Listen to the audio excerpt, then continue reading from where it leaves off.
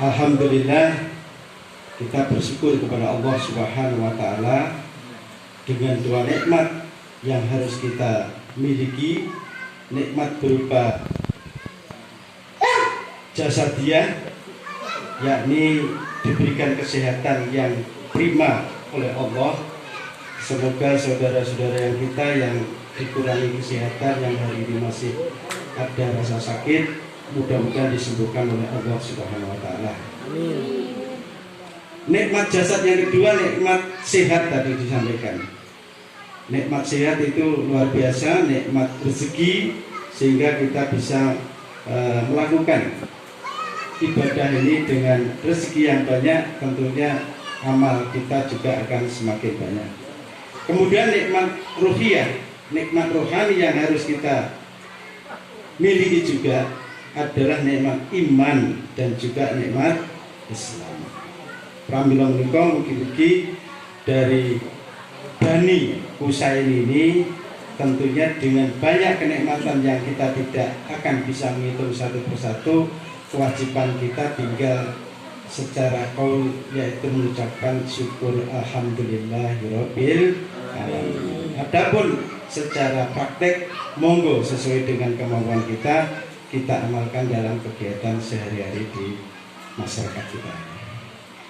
Saudara-saudaraku yang saya hormati, utamanya saudara tua saya, karena hari ini saudara tua Bani Husain itu dari 6 kan tinggal 5 dari nasab ya.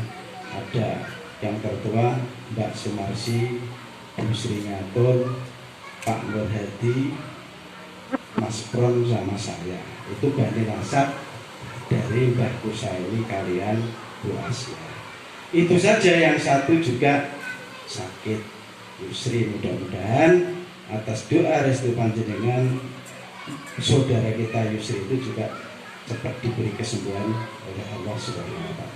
Amin. Dari masing-masing pasangan, Bu Sumar dengan Pak Haji Anwar, Bu Sri dengan almarhum, Pak Nur dengan Mbak Tin, Pak Bron dengan Pak Kaya, saatnya dengan Berarti, mudah-mudahan dari sumber yang 5 yang masih ada ini, dan Pak Sumani ya dengan Pak Mur itu juga walaupun bukan Bani Husaini tapi bagian dari keluarga ini.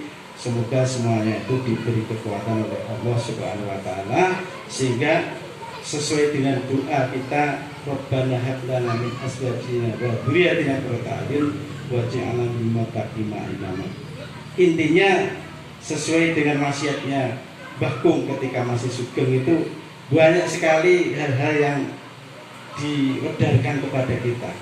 Salah satunya dulu kalau ngaji itu wong iki wis pedhot amali kejaba 3 perkara. Sing siji, 3 perkara ki apa? Jadi sing digawa sebagai apa ya? Amal yang dibawa sampai mati itu hanya 3 perkara, yaitu ilmu yang bermanfaat ya, terus amal jariah sing piterune ya kuwi ninggal anak sing soleh sing gelem ndongakne kepada orang tua kita. Insya Allah dari 3 hal ini Mbah Husain ini dari sisi ilmu menanamkan kepada anak-anaknya. Sejarah 30 tahun yang lalu Mbah Kung ki penggaweane mik duwe petet nukan. Krana pengin nyekolahne anake lek dadi kursi dadi bipet kuwi tidol iki nyekolahne. Kadang-kadang ini kalau tidak kita sejarahkan, sesungguhnya dadine Bu Marsi, Bu Sri, Pak Nur, Pak Pron saya itu atas perjuangan 34 tahun yang lalu perkara gawe petel apa gitu, alat petel gawe kursi, gawe lemari, gawe bipet ning wis dadi terus hilang.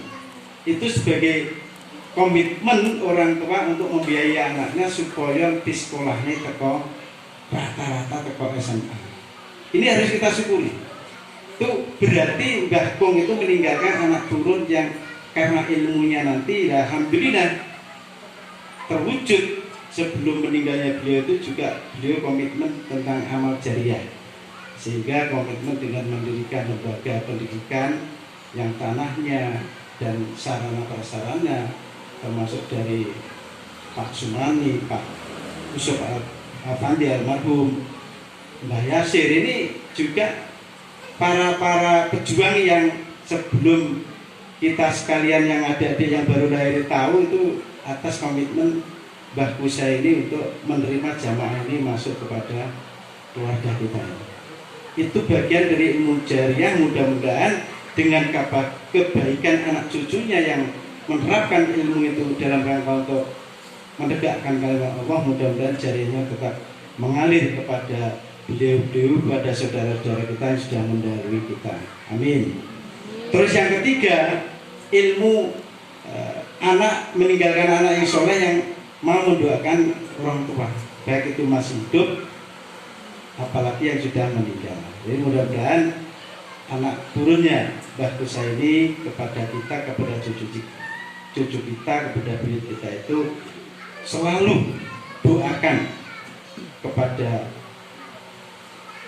Mbah Kusa ini almarhum, Bu Asia, termasuk saudara kita yang sudah tidak ada, Mbak Lili, Mas Bandi, Mbah Dimah, semuanya jenengan saut ketika waktu-waktu kita munajat kepada Allah Subhanahu wa taala. Ini tugas kita untuk mengingatkan tujuannya dengan reuni.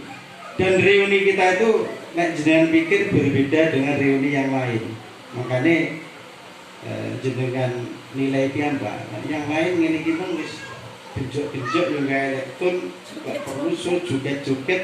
Tapi untuk Bani Kusa ini tidak seperti itu. Kita itu pendidikan rohani, pendidikan ruhiyah kita, supaya dengan reuni itu kembali kepada kebaikan di masa-masa beliau masih hidup. Karena rintisan reuni seperti disampaikan Mas Nur tadi, Mik Cerobotan dan sebagainya, hari ini ya selangkah lebih maju. Yang sesungguhnya yang kita jak bicara dialog ini orang-orang terdidik semuanya. Makanya Dek Aris tadi mengatakan ya sedoro bener kono sing lugu-lugu ki ilmune kepinter-pinter ya. Tapi ya perlu Dek Aris untuk memberikan tausiahnya seperti itu tadi ya. Mudah-mudahan apa yang disampaikan beberapa hal untuk nasihat-menasihati kepada diri kita dan kita semuanya tadi oleh Dek Aris, mudah-mudahan itu bisa jenengan sabar. Kira-kira ini ngomong boten jenengan sing di wasiat ini ngerti apa ora? Kadang-kadang orang ngerti apa nek Aris. Makanya saya menghimbau kepada keluarga kita yang masih diberikan oleh Allah untuk apapun wasilah sarana untuk ketemu ini panjenengan prioritaskan.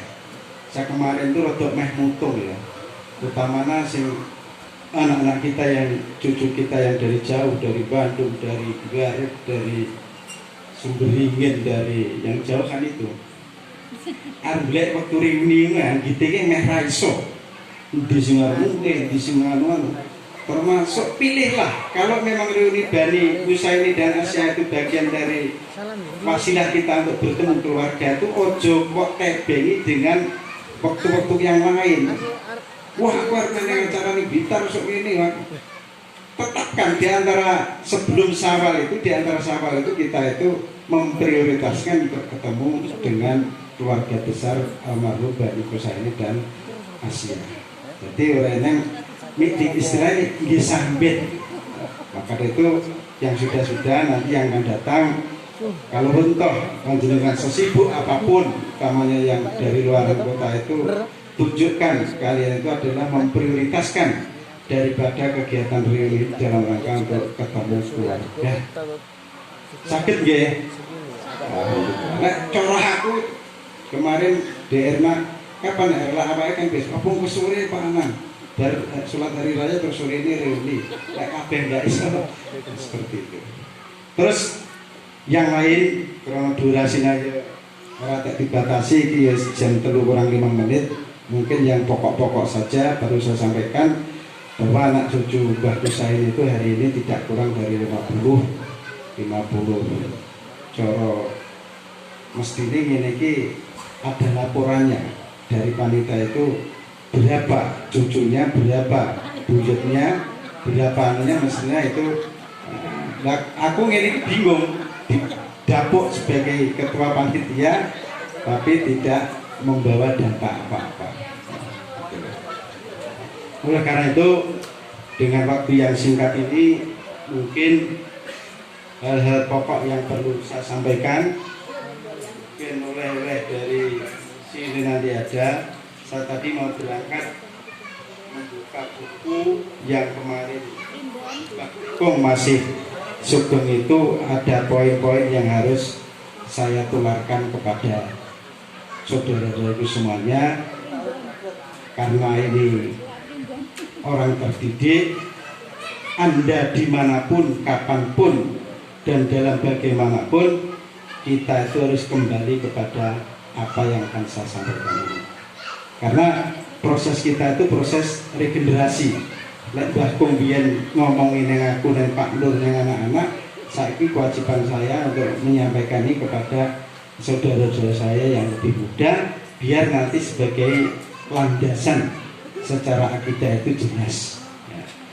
Karena saiki iki lek ora timandek nih, kalah karo Google, kalah karo WhatsApp, kalah karo informasi yang sifatnya itu ya. Pak, apa yang perlu saya sampaikan ini, karena saat ini mau berangkat itu coba ya menulis, nanti kalau salah dalam penyampaiannya ini adalah kekurangan saya. Bismillahirrahmanirrahim. Ya ayyuhalladzina amanu atiullaha wa atiur rasul fa in tanazatum fi sa'in faradu ilallah wa rasulih. Ingkang artosipun, hai sekalian orang yang beriman, patuhilah kamu kepada perintah Allah dan patuhi pula lah kamu kepada perintah Rasulullah. Manakala kamu bersengketa tentang suatu persoalan, maka untuk penyelesaiannya harus dikembalikan kepada hukum Allah dan petunjuk Rasulullah. Itu dasar akidah yang harus jenengan miliki, utamanya kita sebagai orang yang berpedoman kepada Allah dan Rasulullah, maka ini perlu saya sampaikan.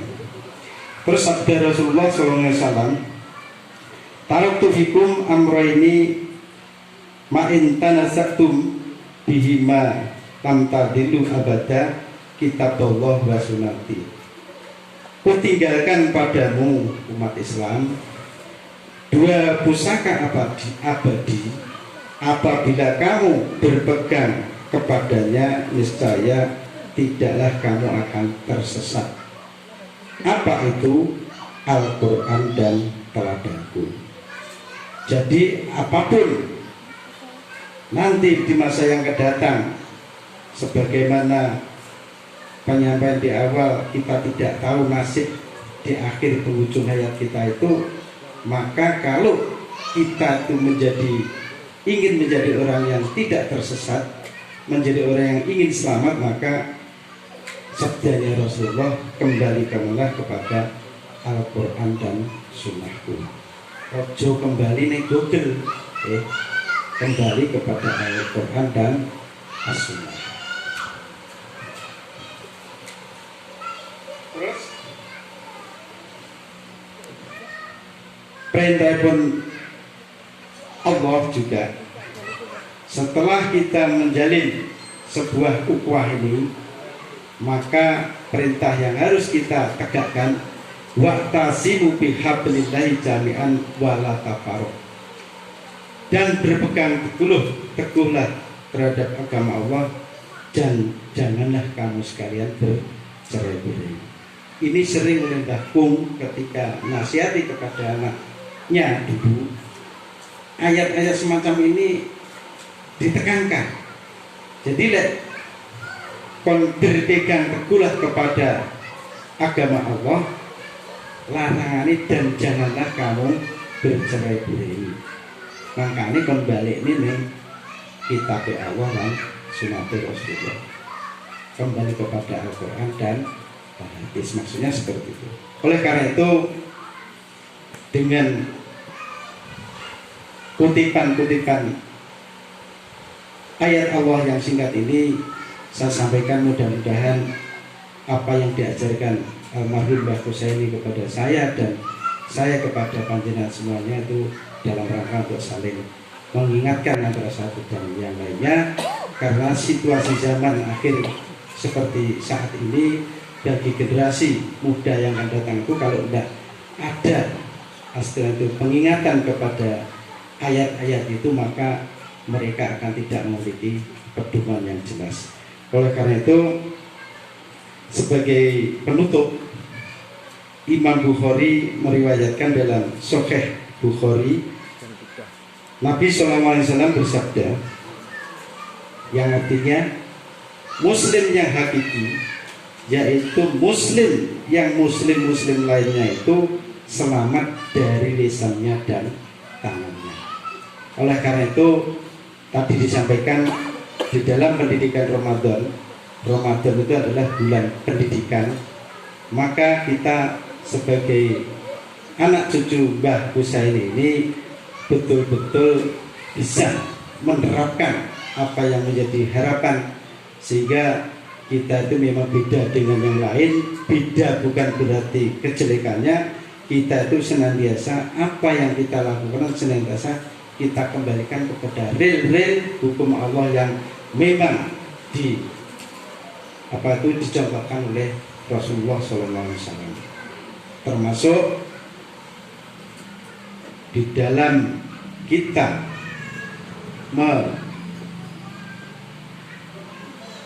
menindaklanjuti pasca Ramadan ini. Tentu bulan pendidikan itu kita harus betul-betul menerapkan apa yang sudah kita miliki dan kita maksimalkan di bulan Ramadan.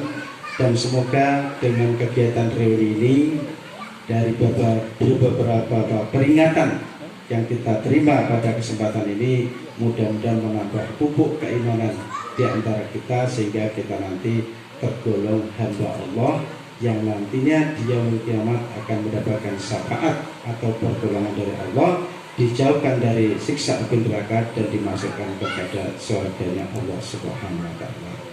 Saya kira itu kepada saudara-saudaraku semuanya, karena waktu sesungguhnya tahun depan tolong untuk disiplin waktu ya. Kalau undangan jam 1, paling tidak jam 1:04 kita mulai, sehingga wujud daripada apa yang sudah kita miliki dari sisi kedisiplinan ini jangan seperti orang lain. Jadi acara itu kalau memang jam 1 ya jam 1, paling tidak molor-molor jam 1:04, sehingga kita itu tidak gantung untuk kita nunggu dengan waktu yang tidak berfaedah. Sehingga dengan waktu yang disiplin kita cepat acara sesuai dengan kebutuhan. Dan ini tadi masih ada acara yang lain nih Mas Dodi ya, ramah tamah atau bagaimana, nanti kan tetap sampai jam 5 nanti akhirnya. Saya kira itu sebagai evaluasi dari panitia. Mudah-mudahan dengan adanya kegiatan yang menuju kepada kesempurnaan nanti di tahun yang akan datang, tentunya harapan kita harus yang lebih baik dari tahun sekarang. Kurang lebih saya mohon maaf bila itu berikutnya. Assalamualaikum warahmatullahi wabarakatuh.